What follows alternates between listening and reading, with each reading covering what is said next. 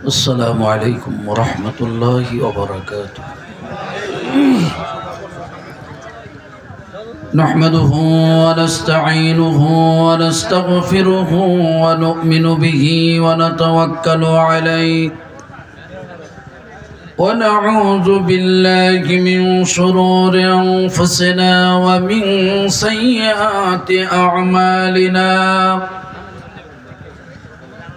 من يهده الله فلا مضل له ومن يضلله فلا هادي له. ونشهد أن لا إله إلا الله وحده لا شريك له. ونشهد أن سيدنا وسندنا وحبيبنا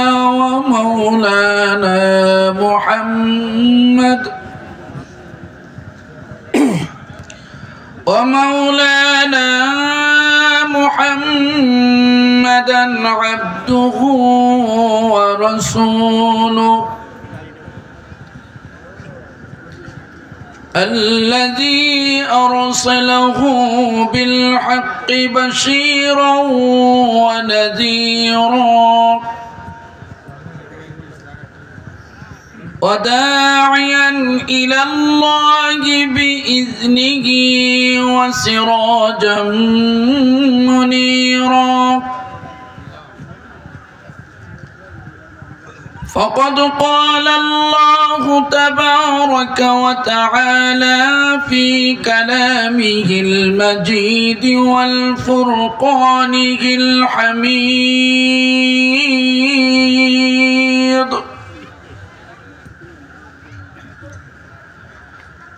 أعوذ بالله من الشيطان الرجيم. بسم الله الرحمن الرحيم.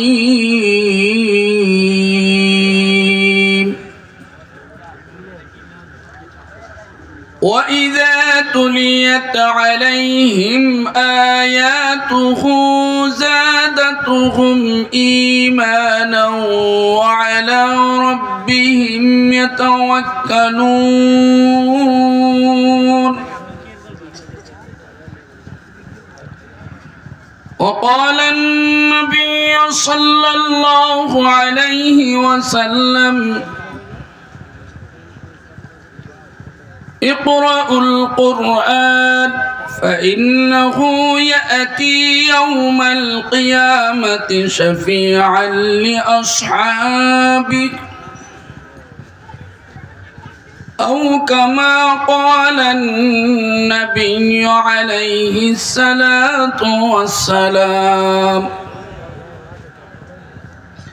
صدق الله مولانا العظيم وصدق رسوله النبي الكريم، ونحن على ذلك لمن الشاهدين والشاكرين والذاكرين.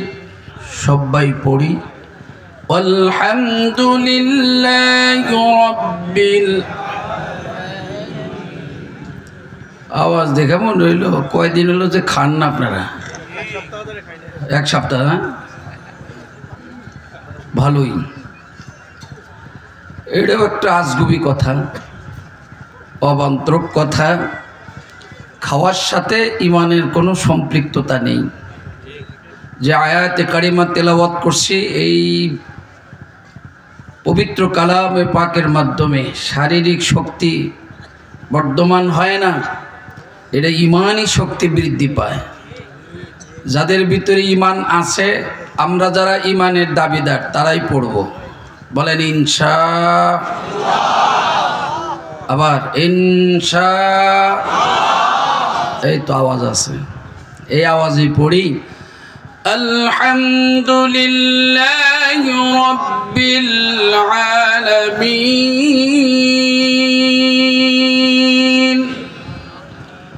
সময় কম, আমল বেশি হবে, ছোট দরুদ শরীফ পড়ি। اللهم صل على محمد النبي الأمي وعلى آله وأصحابه وبارك وسلم تسليما আমরা মহান আল্লাহ তাআলার পবিত্র নাম 30 সেকেন্ড হলেও পড়তে হবে। আসুন সবাই মিলে মহান আল্লাহ তাআলার পবিত্র কালেমা আমরা তেলাওয়াত করব। আর যে যেখানে দাঁড়িয়ে আছি, দুই কারণে মানুষ বসে না। বলেন কয় কারণে? একটা না শারীরিক সমস্যা আছে, দ্বিতীয় কারণ হলো শয়তান তাকে বসতে দিতেছে না। যে কোনো একটা কারণ আছে। তো ভাই এই দুই কারণের মধ্যে যদি না থাকেন তাহলে একটু প্লিজ বসেন। ভালো না লাগলে আরে মুফতি সাহেব হুজুর আসলে আমি ছেড়ে দেব। যখন দাঁড়া থেকে শোনেন আর বস থেকে শোনেন আর শুয়ে থেকে শোনেন, এটা আপনাদের ব্যাপার। কিন্তু আমি অনুরোধ করছি দয়া করে এই কয়েক মিনিটের জন্য একটু বসেন, দেখেন লাভ আছে না নেই। বসেন। এটা একটা ব্যবহার বংশের পরিচয়। কি কন? বলেন ব্যবহার কিসের পরিচয়? বংশের পরিচয়। সুতরাং আপনার ব্যবহারই প্রমাণ করবে আপনি মুসলিম না অমুসলিম। আপনার ব্যবহারই প্রমাণ করবে আপনি মুমিন না বেঈমান। আর কথা স্তব্ধ করার বাবার বেটা তো কারণ নাই ক্ষমতা, এটা চলবেই। বলেন ইনশাআল্লাহ। আসুন না, এই যে ভদ্রতা বজায় রাখছেন, বংশ ভালো এই জন্য ব্যবহারও ভালো, কথা কি ঠিক? এই জন্য আসলে আমরা একটু 30 সেকেন্ড হলো আল্লাহকে ডাক দেই। লা ইলাহা ইল্লাল্লাহ, লা ইলাহা ইল্লাল্লাহ, লা ইলাহা ইল্লাল্লাহ, লা ইলাহা ইল্লাল্লাহ, লা ইলাহা ইল্লাল্লাহ, লা ইলাহা ইল্লাল্লাহ, লা ইলাহা ইল্লাল্লাহ, লা ইলাহা ইল্লাল্লাহ, মুহাম্মাদুর রাসূলুল্লাহ সাল্লাল্লাহু আলাইহি ওয়াসাল্লাম।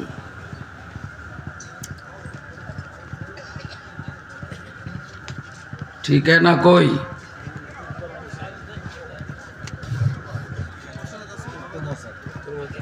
ना देखे कोई भूल होते पारे। हाँ थैंक यू।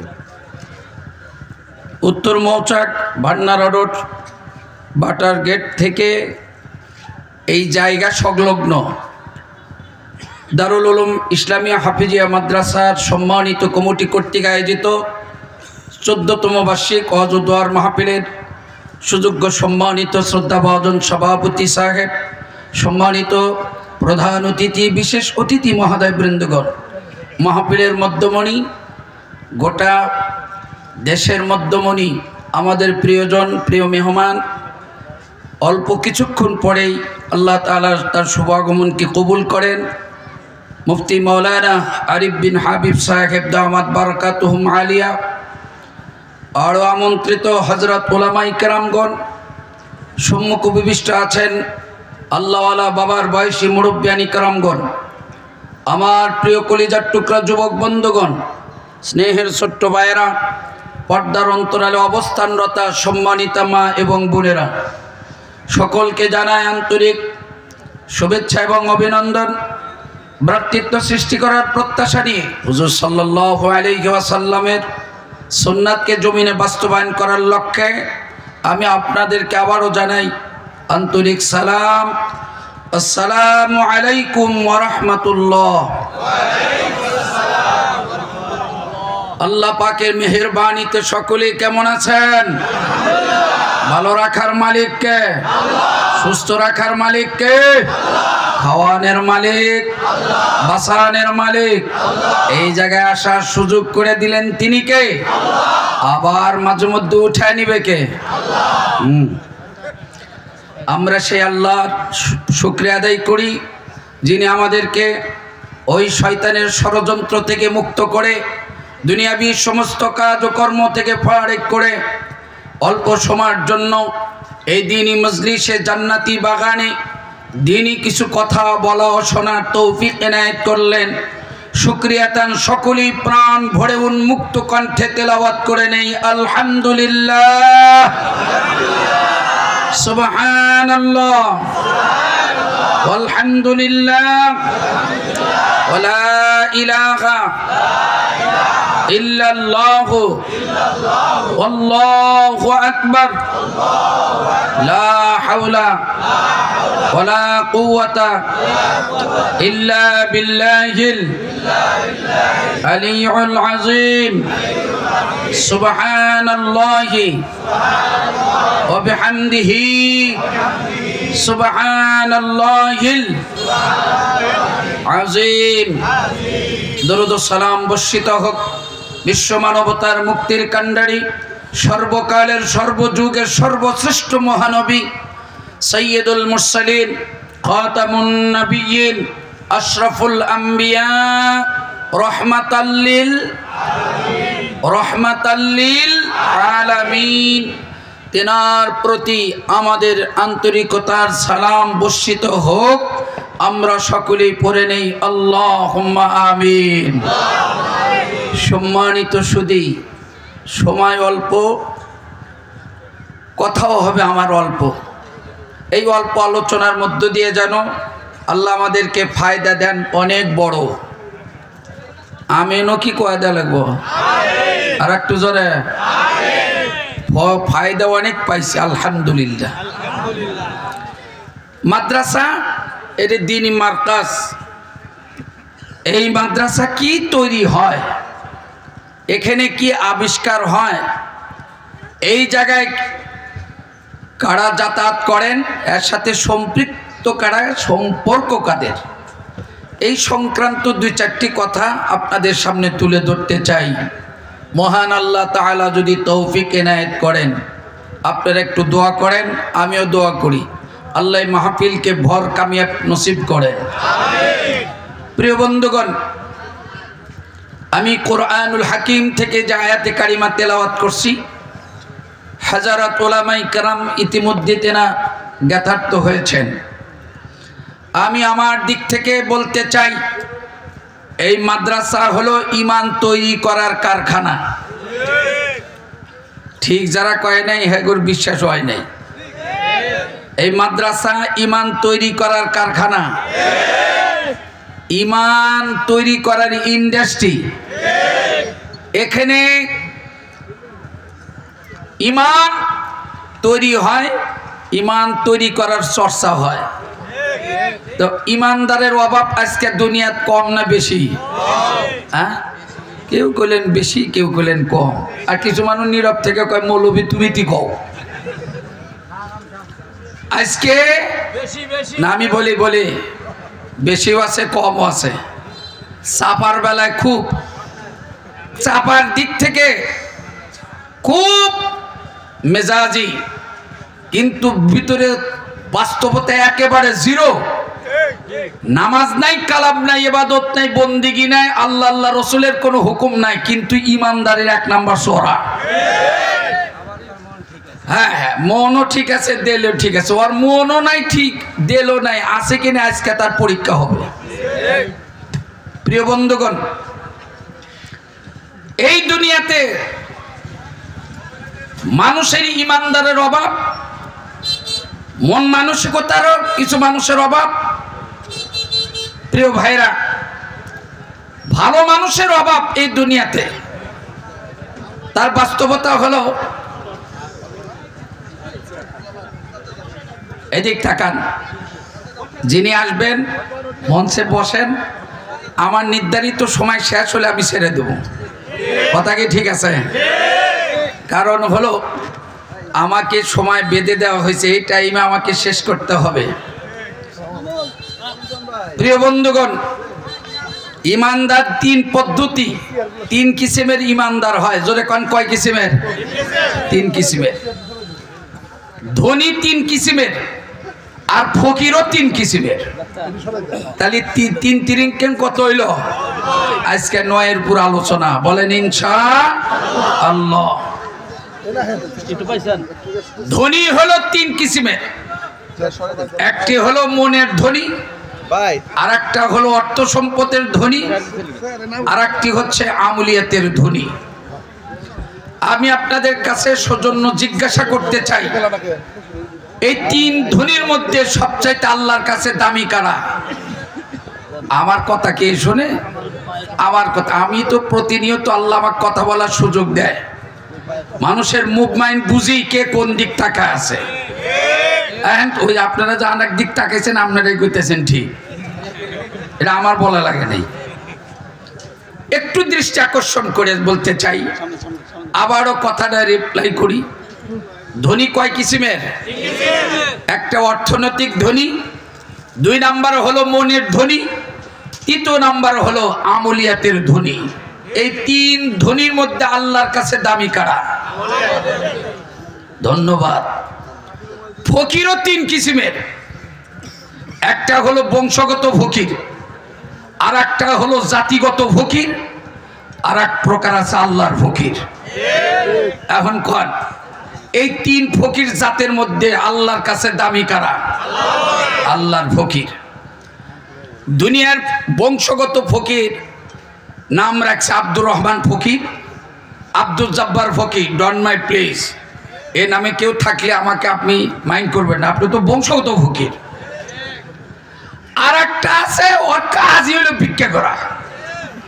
বাপ যদি খারাপ থাকে ওর কাছেও ভিক্ষা চাইব, ভাই যদি সামনে থাকে তাও হাত পেতে দেবো, দেও ভাই। এটা তার অবস্থা। আমি এক ভিক্ষুকের চিত্র আপনাদের কাছে 1 মিনিটে শেষ করি।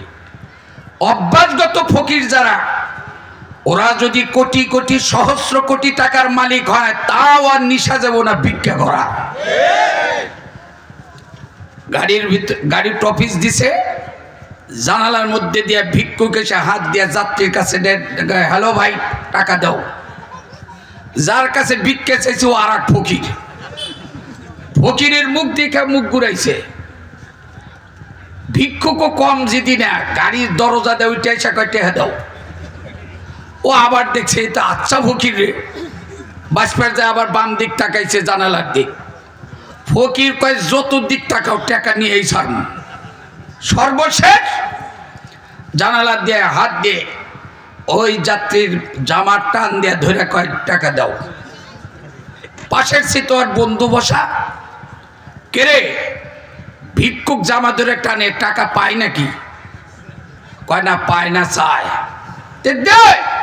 কয় নাই।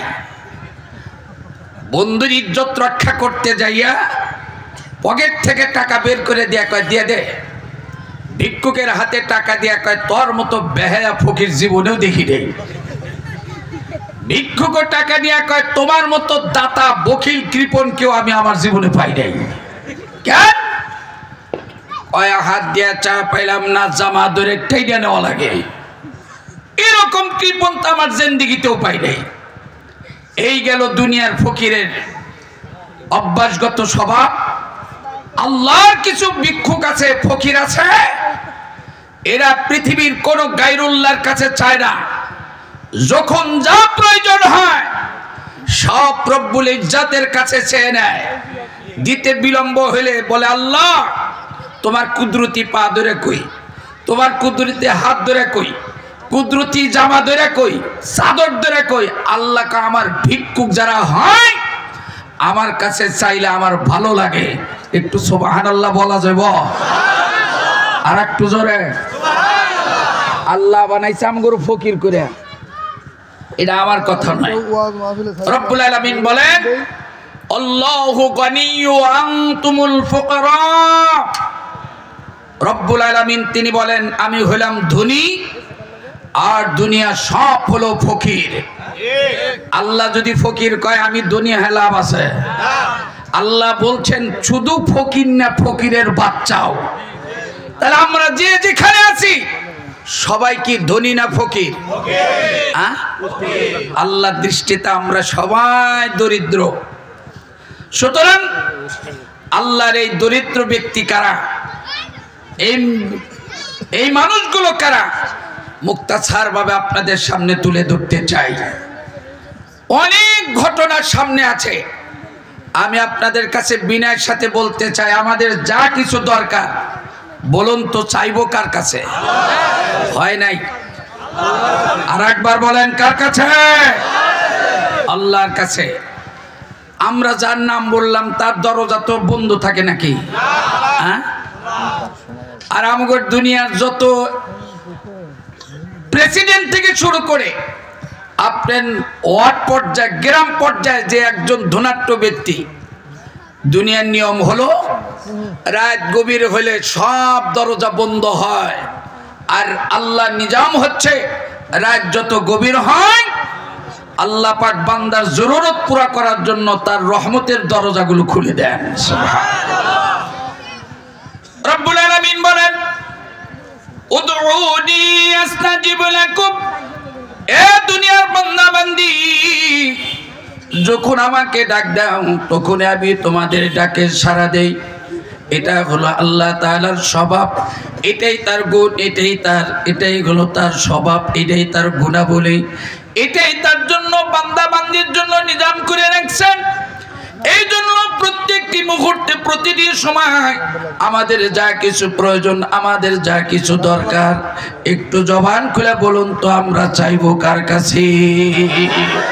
আর একটু জোরে বলুন কার কাছে? আল্লাহর কাছে চাইলে আল্লাহ খুশি না বেজার? এখন ঘটনা হলো ভাই, আল্লাহর কাছে চাইলে আল্লাহ খুশি হয়, রব্বুল আলামিন তার উপর সন্তুষ্ট হয়।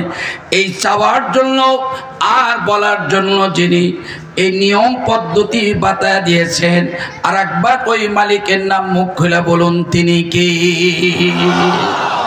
আমাদের মালিক কে? সব সমস্যা যিনি সমাধান দেয় তিনার নাম হলো আল্লাহ। সেই আল্লাহর কথা মানার দরকার আছে না নাই? এখন কেউ যদি আল্লাহর কথা না মানিয়া নিজের কথা মানাইতে বাধ্য করতে চায়, এই কথা ইমানদাররা কোনোদিন মেনে নেয় নাই, নিবেও না, নেওয়ার সম্ভাবনাও না। কথা কি ঠিক? জমিন কার? কথা চলবে আল্লাহর। আল্লাহর কথা চলতে যায় যদি আমগরে ইমান ঠিক রাখতে যায়, যদি ফাঁসির মঞ্চে উঠতে হয়, ওটার নিয়ত আছে? কার কার আছে? আমার তো আগে আছে। যে হাত তুলবো না মনে করবেন ওরা আবু জেহেলের গোষ্ঠীর লোক। টান টান করো না, একটু নাড়া দেন, বলেন আল্লাহ। আবার বলেন আল্লাহ। আমাদের মাহরুম করবেন না, বলেন আমিন। আর একবার কোন আমিন। নামান হাত। আল্লাহ যেন এই হাত ফেরত দেয় না, জোরে কোন আমিন। এই হাতের মধ্যে অবশ্যই আল্লাহ তাআলার একটা দয়া আছে। প্রিয় বন্ধুগণ, আমাদের একটা পরিচয়, আমরা হলাম ইমানদার। আমরা কি? যে উঠে যাব মনে করবেন ওটা হইল ইমানদারের বাইরের লোক। ইমানদার কোনোদিন জান্নাতের বাগান থেকে সময় থাকলে ওঠে না। এই ইমানের দাওয়াত যুগে যুগে কালে কালে আল্লাহ তাআলা এই জমিনে দেওয়ার জন্য যাদের জিম্মাদারি দিয়েছিলেন তারা হলেন আম্বিয়া আলাইহিস সালাম। একটু জোরে বলা যাবে কি মারহাবা? আরে সুবহানাল্লাহ। জি, আমার ওয়াজ নাই, আমার একটা কাজ, সেটি হইল যেখানেই যাই ভালো কাজে আল্লাহ করায়। ইমানদারের অনেকগুলো সিফত আছে, তার মধ্যে যে কথাটাই কয়েক সেকেন্ড আগে বললাম, ইমানদারের কাজ, ইমানের কাজ করানোর জন্য যুগে যুগে আল্লাহ নবী রসুল পাঠাইছেন। তার মধ্যে শেষ নবীর নাম আপনারা যদি জানেন আমার সাথে বলেন, মুহাম্মাদুর। আবার মুহাম্মাদুর সাল্লাল্লাহু। এই যে আমল করছি 10টা করে গুনাহ মাফ হয়েছে, 10টা করে আল্লাহ নেকি দিছেন, 10টি করে সম্মান আল্লাহ বাড়ায় দিছেন। দরুদ শরীফ পড়লে যদি এত লাভ হয়, তাহলে এই মাদ্রাসার মালিক যিনি, এই মালিকের উপরই দরুদ পড়ছি। এই মাদ্রাসা যার নামে যিনি করে গেছেন তিনি এখন মদিনায় শুয়ে আছেন। মুহাম্মাদুর রাসূলুল্লাহ। এখন যদি নবী এসে